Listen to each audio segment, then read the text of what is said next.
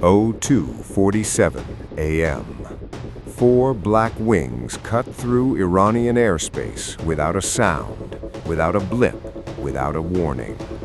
The B-2 Spirit stealth bombers approached from three separate vectors simultaneously.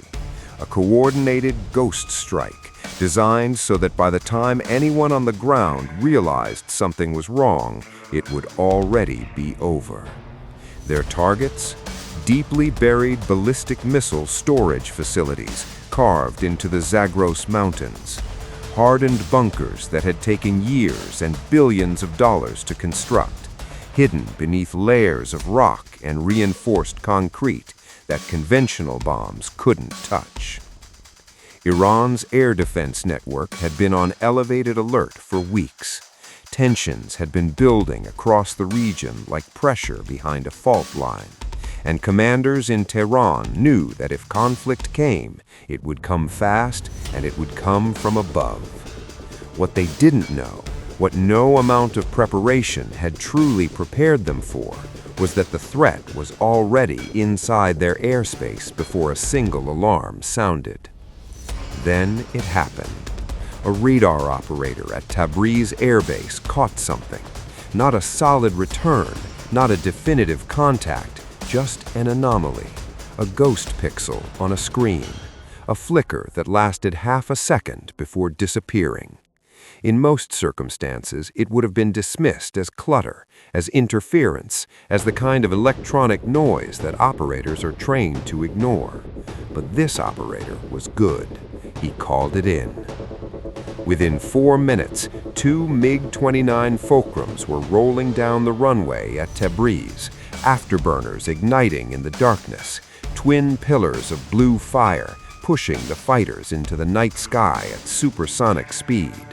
The pilots had one order: find the intruder, intercept it, force it down, or destroy it. They climbed hard and fast, radar systems active, scanning the darkness ahead. Their instruments showed nothing. The sky was empty. But they kept climbing, kept searching, because that radar operator had seen something. And in this business, you trust your instincts or you die.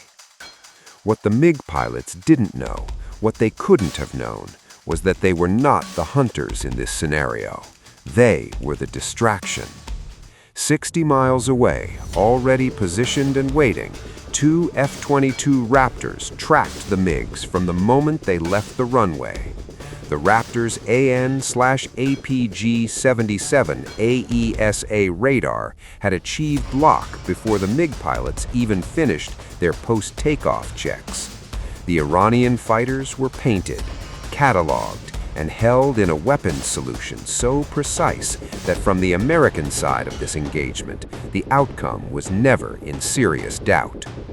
The MiGs were flying targets that didn't know they were targets. Every movement they made, every turn, every altitude change, every attempt to sweep the sky with their own radar was being watched, recorded, and countered in real time. The Iranian pilots were professionals. They weren't panicking. When their radar returns kept coming back empty, they did what good fighter pilots do. They adapted. One of the MiGs broke low, diving toward the terrain, threading through the mountain valleys north of Tabriz, using the Alborz ridgelines to break radar lock and complicate any incoming missile's guidance solution. It was a smart move. Under different circumstances, against a different adversary, it might have worked.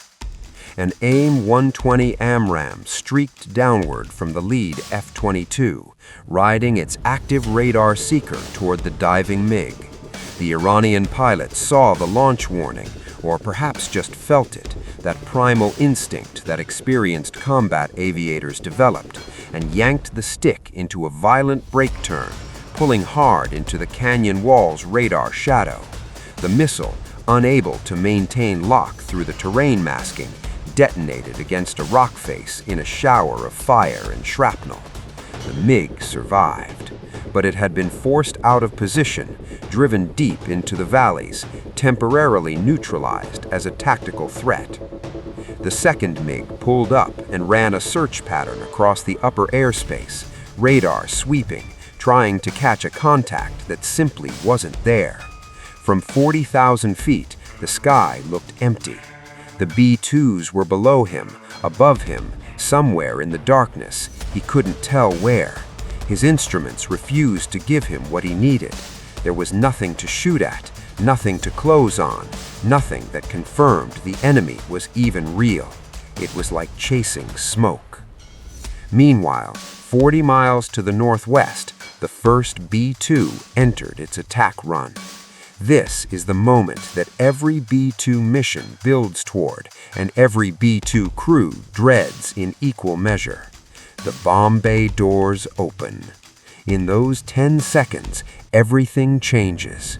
The carefully managed radar cross-section of the aircraft, that extraordinary feat of engineering that makes the B-2 appear no larger on radar than a large bird, multiplies by a factor of approximately 100. For 10 seconds, the most expensive, most survivable aircraft in the American arsenal becomes dramatically more vulnerable. 10 seconds of exposure. 10 seconds during which a lucky radar contact, a fortunate missile lock, an alert operator in the right place could unravel an entire mission. The doors opened. The crew held their breath. The GBU-31 bunker busters fell away from the aircraft in precise sequence, their guidance fins deploying, GPS coordinates locked in, each bomb targeting a specific entrance portal, a specific ventilation shaft, a specific structural weak point in the hardened facilities below. The weapons fell through 2,000 feet of darkness in under 10 seconds, impacting with the kind of kinetic energy that structural engineers design against and rarely fully account for. The mountainside absorbed the blows and returned them inward. Entrance tunnels collapsed in cascading structural failures. Ventilation systems were severed. Internal chambers designed to protect missiles from anything short of a direct nuclear strike were penetrated by weapons that had been designed for exactly this purpose. The facilities that had taken years to build went silent in under a minute. The doors closed. The B-2 continued on its heading, invisible again, unhurt, its radar signature shrinking back to nothing as it egressed northwest. The two MiGs were still searching, still finding nothing. South of the primary strike package, a different problem was developing. An Iranian Sat-6, a Soviet-era surface-to-air missile system that Iranian technicians had upgraded with modern fire control systems, had been tracking one of the B-2s during the bomb bay opening window. The radar operators on the ground were sharp. They had caught the brief signature increase, recognized it for what it was, and achieved a partial lock. The missile battery was spinning up. Within seconds, it would be in a position to fire. An EA-18G Growler, orbiting at high altitude in a support role 30 miles away, detected the radar emissions the moment they intensified. The Growler's electronic warfare officers identified the system, classified the threat, and began jamming before the Iranian operators could complete their firing solution. Simultaneously, an AGM-88H HARM anti-radiation missile detached from the Growler's wing and began its terminal dive toward the radar emission source, riding the signal down like a wire to its source. The radar antenna had approximately 12 seconds of operational life from the moment the missile was released. The crew of the SA-6 battery likely never saw what killed them. The radar installation ceased to exist. The threat window closed. The strike package continued south, and 40 miles into Israeli-monitored airspace corridors, a separate development was unfolding. F-35I Adir aircraft operating under Israeli Air Force authority had identified a convoy of flatbed trucks moving along a mountain road in the early morning darkness.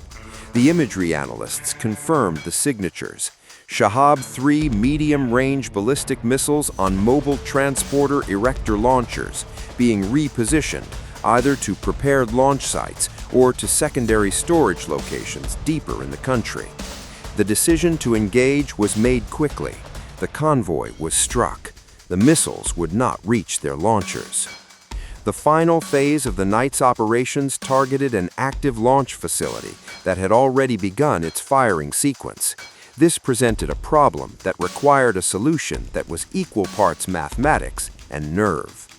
An E-3 Sentry AWACS aircraft monitoring the facility had been tracking the launch cycle, the timing intervals between missile launches, the loading sequences, the predictable rhythm of a facility running at operational tempo. The B-2 crew received the data and made their calculations.